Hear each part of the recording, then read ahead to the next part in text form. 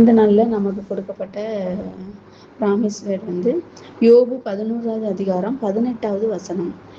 நம்பிக்கை உண்டாயிருக்கிறதுனால் திடனாய் இருப்பீர், தோண்டி ஆராய்ந்து சுகமாய் படுத்துக்கொள்வீர். யோபு நண்பர் வந்து சோப்பாருங்கிறவர் வந்து அப்படியா யோபுட்ட வந்து அவர் பேசுறாரு. அவர் வந்து ஏராளமான வார்த்தைகளுக்கு வந்து உத்தரவு சொல்ல வேண்டாமோ, வாய் சாலகன் நீதிமானாய் விளங்குவானோ, அப்படி யோபு அப்படியா அவர் வந்து முன்னால வந்து அவர் அப்படி வாய் சாலகனாய் இருந்தாருங்கிறத வந்து அவர் வந்து நீர் எல்லாருக்கும் அப்படி ஆலோசனை சொன்னாரு, அப்படி நடத்தினாரேன்ட்டு இருதயத்துல இருமனம் உள்ளவரா அவர் வந்து இவரை வாழ்த்தவும் மனம் இல்லாம இவரை தூற்றவும் மனம் இல்லாம அப்படி ஒரு இதாக அவருக்கு வந்து பேசுறாரு அவர்கிட்ட. வீம்பு வார்த்தையை வந்து மனுஷர் மௌனமாக இருப்பார்களோ, நீர் பரியாசம் பண்ணும்போது ஒருவரும் உண்மை வெட்கப்படுத்த வேண்டாமோ அப்படின்னு சொல்லி ஒவ்வொன்றா அவரை வந்து எல்லா நண்பர்களுமே அவர்கிட்ட வந்து கொஞ்சம் இதாக தான் பேசுகிறாங்க. அவரை உற்சாகப்படுத்தி பேசாமல், இந்த சோர்வில் இருந்து அவளை வெளியே தூக்கி விடணுங்கிற மாதிரி பேசாமல் குத்தி காட்டுற மாதிரியே தான் இந்த நண்பரும் அவர் வந்து பேசுகிறாரு. ஆனாலும் இந்த கடைசி அவர் சொல்லும்போது நம்பிக்கை உண்டா இருக்கிறதுனா திடனா இருப்பீர், தோண்டி ஆராய்ந்து சுகமாய் படுத்துக்கொள்வீர்னு சொல்லி அவர்கிட்ட வந்து சொல்றாரு. 13வது வசனத்துல கூட யோபு வந்து அவர் கண்டிக்கிறார். நீர் இருதயத்தை ஆயத்தப்படுத்தும், கைகளை ஆண்டவருக்கு நேரா விரி அப்படின்னு சொல்லி அவர் சொல்றாரு. 17வது வசனத்துல உம்முடைய அப்பொழுது உம்முடைய ஆயுசு காலம் பட்ட பகலை பார்க்கிலும் பிரகாசமா இருக்கும். இருள் அடைந்து இப்பொழுது நீர் இருள் இப்போ நீர் இருள்ல இருக்கிறங்கிறத அவர் வந்து சொல்லி காட்டுறாரு. இருள் அடைந்த நீர் விடிய காலத்தை போல் இருக்கும் என்று சொல்லி அவர் வந்து அப்படியா சொல்றாரு. ஆறுதல் படுத்துற மாதிரி பேசி பயமுறுத்துறாரு, துக்கப்படுத்துறாரு. நீ மனம் திரும்பினா ஆயுசு காலம் வந்து பட்டப்பகலை போல் பிரகாசமா இருக்கும், நீதிமானுடைய பாதை எப்படி அதிகமாய் பிரகாசிக்கிற சூரிய வெளிச்சத்தை போல இருக்கும்னு சொல்லி நீதிமொழிகள்ல எழுதியிருக்கிறது போல அந்த ஆயுசு நாட்கள் வந்து பட்டப்பகலை போல இருக்கும்னு சொல்லி அவர் வந்து சொல்றாரு. இந்த இடத்துல ஆண்டவராய் இயேசு கிறிஸ்துவும் நம் மீது அவர் வந்து உதிப்பதினால் நாமும் பட்டப்பகலை போல வெளிச்சமா இருக்க முடியும். அவர் நீதியின் சூரியனாய் அவர் நம்ம மீது உதிப்பார். அப்படி உதிக்கும் போது நம்ம வந்து வெளியே புறப்பட்டு போய் கொளுத்த கன்றுகளை போல் வளருவோம்னு சொல்லி மல்கியால கூட இயேசுப்பா நமக்காக அந்த வார்த்தையை அவர் எழுதி செஞ்சிருக்கிறாரு. 18வது வசனத்துல யோபுக்கு நம்பிக்கை வந்து நிச்சயமா இருந்தது. அவர் வந்து அவர் நண்பர் வந்து சொல்றாரு, நம்பிக்கை உண்டா இருக்கிறதுனால திடனா இருப்பேர்.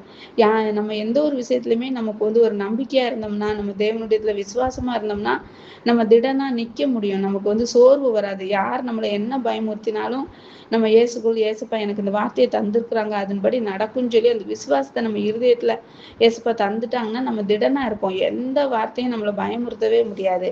அது போலதான் இந்த இடத்துலயும் யோபுவுக்கு வந்து ஒரு நம்பிக்கை நிச்சயமா இருந்தது. அவர் சொல்றாரு ஒரு இடத்துல, என் மீட்பர் உயிரோடு இருக்கிறார் என்று. நான் கடைசி நாளில் என் மீட்பரை காண்பேன், அந்நிய கண்களால் அல்ல என் சொந்த கண்களாலே காண்பேன் அப்படின்னு தான் அவர் வந்து சொல்றாரு. அவர் சொன்ன வார்த்தை கடைசியில நடந்துச்சு. ஆண்டவராய் இயேசு கிறிஸ்து யோபு வந்து பாக்குறாரு.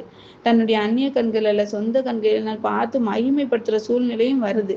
அதே நிச்சயத்தோடு தான் நாமும் வாழும்போது தேவனுடைய மகத்துவமான காரியங்களை நம்ம பார்க்க முடியும். யோபுவின் நண்பர்கள் வந்து திறமையா பேசுறாங்க. அவங்க வந்து உம்முடைய அக்கிரமத்தை தூரப்படுத்தினால் உன்னை தேவன் நடத்துவாருன்னு சொல்லி அப்படியா யோபுட்ட வந்து அவங்களுக்கு நடந்த காரியம் தெரியாது. அதனால அவங்க திரும்ப திரும்ப யோபு வந்து சோர்வுக்குள்ளாக்குறாங்க. பாவிங்கிற அந்த கண்ணோட்டத்திலேயே அவங்க வந்து பாக்குறாங்க. ஆனா தேவனுக்கு தெரியும், நான் வாசிக்கிற நமக்கும் தெரியும் யோபுக்கு என்ன நடந்தது என்று. ஆனாலும் அந்த சூழ்நிலை யோபு சொல்றாரு, இதே யோபு புத்தகத்துலதான் என்னை கொன்று போட்டாலும் நான் அவர் மேல் நம்பிக்கையா இருப்பேன் சொல்லி சொல்ற நாட்கள் வரும். சோதனை கடக்காத மனுஷர் நம்ம யாருமே கிடையாது. அதனாலதான் வேதத்துல வந்து இன்றைக்கும் அவர்கள் பெயர்கள் வந்து நிலைத்து நிக்குது. பரிசுத்தவான்களுடைய பெயர்கள் வந்து கர்த்தருடைய வேதத்துல வந்து எழுதி இருக்கிறது. எத்தனை பேர் சோதனையை கடந்து ஜெயிச்சவங்களா வாழ்ந்தாங்க அப்படிங்கிறது நமக்கு முன்மாதிரியா எழுதப்பட்டிருக்கிறது, திருஷ்டாந்தமா எழுதப்பட்டிருக்குது. நம்ம அதை நோக்கி பார்த்து சோதனை நேரங்கள்ல என் தேவன் என்னை கொன்று போட்டாலும் நான் கர்த்தர் மேல் நம்பிக்கையா இருப்பேன்னு சொல்லி யோபு சொன்னது போல நம்மளும் சொல்லணும். அப்படி சொன்னோம்னா நம்மளும் ஏசப்பா ஒரு நல்ல யோபு பிரகாசித்த தேவன் நம்மளையும் பிரகாசிப்பார், ஆசீர்வதிப்பார். பரலோகத்துல வந்து எப்படி இந்த வேத புத்தகத்துல எழுதின அத்தனை பரிசுத்தவான்களுக்கும் பரலோகத்துல அவங்களுக்கு நற்கீர்த்தியும் புகழ்ச்சியும் உண்டாயிருக்கிறது. அப்படியாய் நம்மளும் ஒவ்வொருவரும் தேவனை நோக்கி பார்ப்போம். தோண்டி எடுக்கப்பட்ட துறவு, வெட்டி எடுக்கப்பட்ட கண்மலை, மழை தாழ்ச்சியான நேரத்துல வந்து கிணறு தோண்டி தண்ணி எடுப்பாங்க. அதற்கு ஒப்பாத அந்த வசனத்தை வந்து வெட்டி எடுக்கப்பட்ட கண்மலையாகி இயேசு கிறிஸ்துவில வாருங்கள்னு சொல்லி சொல்றாங்க. நான் ஏசாயா 51:1 நீங்கள் வெட்டி எடுக்கப்பட்ட துறவின் குழியை நோக்கி பாருங்கள், தோண்டி எடுக்கப்பட்ட கண்மலையும் வெட்டி எடுக்கப்பட்ட துறவின் குழியையும் நோக்கி பாருங்கள்னு சொல்லி ஏசையா எழுதியிருப்பாரு. அப்படியாய் நம்மளும் இந்த வேலையில நமக்காய் சிலுவையில அறையப்பட்டு, நமக்காய் பாடுபட்டு, நமக்காய் ரத்தம் சிந்தி மரித்து உயிரோடு எழுந்து மீண்டும் வருகிற தேவனை நோக்கி நம்ம பார்ப்போம்.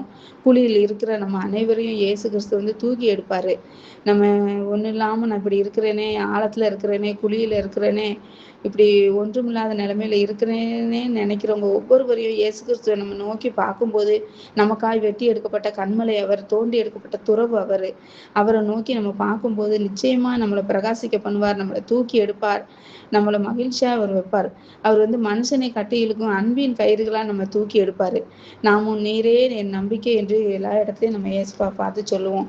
யோபுக்கு எப்படி அவங்க நம்ப சொன்னாரோ அதே போல நம்மளும் அந்த நம்பிக்கை உண்டாயிருக்கையினால் திடனா இருப்போம். நமக்கும் இயேசு கிறிஸ்து இருக்கிறாருன்னு சொல்லி அந்த நம்பிக்கை இருக்கிறதுனால நம்ம திடனா இருப்போம். ஆமீன்.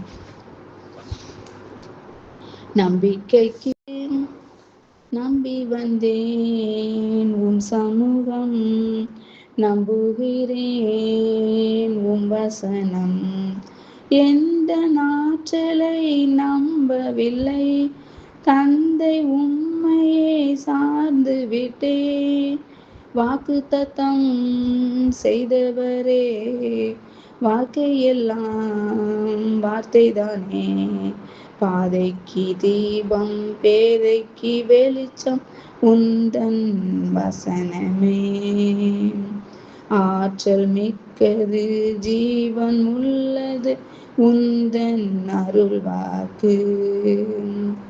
ஆம் தகப்பனே, உண்மை துதிக்கிறோம் ஐயா, உண்மை ஸ்தோத்தரிக்கிறோம். எங்கள் நம்பிக்கைக்கு உரியவரே என்று சொல்லி ஐயா நாங்கள் உங்களுடைய சமூகத்துக்கு நம்பி வருகிறோம் ஆண்டவரே. எங்கள் ஆற்றலை நாங்கள் நம்பவில்லை, எங்களை நாங்கள் நம்பலை ஏசப்பா. வாக்குத்தத்தம் செய்தவராயி உண்மை நோக்கி நாங்கள் பார்க்கிறோம் ஐயா. எங்கள் வாழ்க்கையெல்லாம் உங்கள் வார்த்தை தான் ஏசப்பா. பாதைக்கு உங்களுடைய வாசனை எங்களுக்கு தீபமா இருக்குது, அங்கே எங்கள் கால்களுக்கு தீபமும் பாதைக்கு வெளிச்சமா இருக்கிற உங்களுடைய வார்த்தையினா ஒவ்வொரு நாள் நீங்க எங்களை நடத்துங்கப்பா தகப்பனே. அப்படியா நடத்த போறதுக்கா ஸ்தோத்திரம் ஐயா. யோபுவை நடத்தின தேவன், யோபு எப்படி ஆண்டவரே என் மீட்பர் உயிரோடு இருக்கிறார், கடைசி நாட்கள்ல அந்நிய கண்கள் அல்ல என் கண்களால் காண்பேன்னு சொன்னாரு, என்னை கொன்று போட்டாலும் உன் மீது நம்பிக்கையா இருப்பேன்னு சொன்னாரு ஐயா. அதே போல ஐயா யோபுக்கு வந்த சோதனை எங்களுக்கு வரல ஏசப்பா. ஆனாலும் ஐயா தகப்பனே, நாங்க சிறு சிறு காரியங்கள்ல கூட சோர்ந்து போயிடுறோம் ஏசப்பா. நம்பிக்கையற்ற வேலையில எங்களுக்கு நம்பிக்கையை தந்து ஒவ்வொரு நாள் எங்களை தூக்கி எடுக்கிறதே உமக்கு ஸ்தோத்திரம் ஐயா. ஆம் தகப்பனே, நம்பிக்கை உண்டாயிருக்கிறனால் திடனாய் இருப்பீர். ஆம் தகப்பனே, எங்க இருதயத்துல உண்மை குறித்து விசுவாசம் ஆண்டவரே, அந்த நம்பிக்கை எங்க இருதயத்துல இருந்ததுன்னா நாங்க எப்பொழுது ஆண்டவரே திடனா இருக்க முடியும் ஐயா தகப்பனே. விசுவாசம் என்பது நம்பப்படுகளின் உறுதியும் காணப்படாதவர்களின் நிச்சயமா என்று சொல்லி நீங்க எங்களுக்கு சொல்லியிருக்கீங்க ஏசப்பா. ஆம் தகப்பனே, நாங்கள் நம்புகிறோம் ஐயா தகப்பனே. எங்களுக்கு நம்பிக்கையா நீர் இருக்கிறதுக்கா ஸ்தோத்திரம். நீரே என் நம்பிக்கை, என் கோட்டை, என் அரண், என் தஞ்சம், என் புகலிடம் தகப்பனே, என் கேடகம் என்று சொல்லி ஐயா நாங்கள் உயர்த்துகிறோம் ஐயா, உண்மை ஸ்தோத்தரிக்கிறோம். இப்படிப்பட்ட வார்த்தை இந்த நல்ல தந்தை எங்களை தேர்ச்சி இருக்கிறது உங்களுக்கு ஸ்தோத்திரம். எங்கள் குரூப்ல உள்ள ஒவ்வொருவரையும் நீர் ஆசீர்வதியும். இந்த வார்த்தையை கேட்டுக்கொண்டிருக்க ஒவ்வொருவரும் உங்களுடைய தகப்பனே நீங்க நம்பிக்கையா இருந்துருங்கப்பா. அவங்களை ஆறுதல் படுத்துருங்க, அவங்க தேர்ச்சி இருங்க தகப்பனே. துக்கத்தோடு இருக்கிற ஒவ்வொருவரையும் துக்கங்களை நீ சஞ்சலத்தையும் நீ நீக்கி போட்டு ஐயா சமாதானத்தை சந்தோஷத்தையும் நீங்க தாங்கப்பா. ஆனந்த தைலத்தினால் நிரப்புங்க. ஒடுங்கி நாவி எடுத்துக்கிட்டு துதியின் உடையினால் நீங்க அலங்கரிங்க ஏசப்பா தகப்பனே. அப்படியா நீங்க ஆண்டவரே சாம்பலுக்கு பயிலாக சிங்காரத்தை தரப்போறதுக்கா ஸ்தோத்திரம் ஐயா. யோபுக்கு சாம்பலுக்கு பயிலாக நீ சிங்காரத்தை தந்தீர் ஆண்டவரே தகப்பனே. எஸ்தருக்கு சாம்பலுக்கு பயிலாக சிங்காரத்தை தந்தீர் ஆண்டவரே. முருதகாய்க்கு அப்படி தந்தீர் ஐயா. நெகேமியாவுக்கு தந்தீர் ஆண்டவரே. இந்த நல்ல எங்களுக்கு தருவீர் என்று சொல்லி ஆண்டவரே இப்பொழுது இருக்கிற இந்த துக்கம் எங்களுக்கு சந்தோஷமா மாறும் ஐயா. நீங்க எங்களுக்கு நம்பிக்கையா இருப்பதனால் மாத்திரமே ஆண்டவரே. நீர் ஒருவரே எங்கள் நம்பிக்கையா இருக்கிறதுக்காக உமக்கு ஸ்தோத்திரம் ஐயா. உமக்கு நன்றி நன்றி.